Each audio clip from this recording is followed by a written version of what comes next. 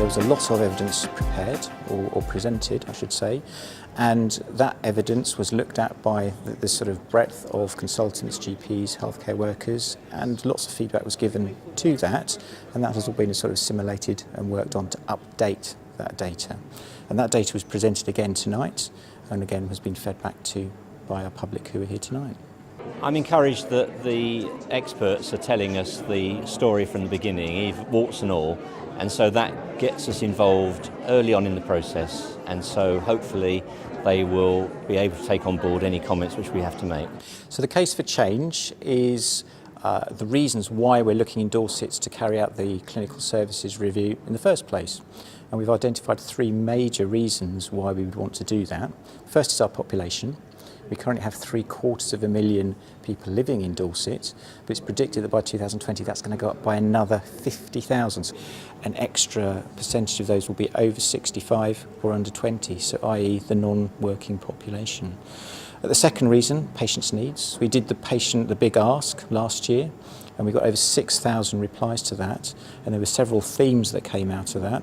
And the third reason, the big reason, financial reasons, unfortunately, in that this year all 3 of the big hospitals are predicted to be in deficit. If we don't do anything, then by 2021 we're looking at having a deficit of over £160 million, so doing nothing is not an option. I think it's really, really good patient and public involvement, and it's fantastic that you're getting the views of the people. Certain demographic are here tonight, and you did say that you've been in contact with other members of staff and members of the public, and that you are contacting school children in different ages. So that's great if that is happening. There needs to be more information on how they're going to set about making the stronger links with the community and with health and social care.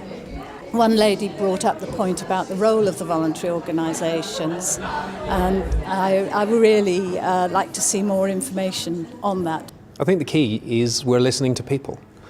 This is unlike other programmes that have been run by the NHS, where we'd communicate information. This time we're making an active choice of involving patients, and we're listening to them.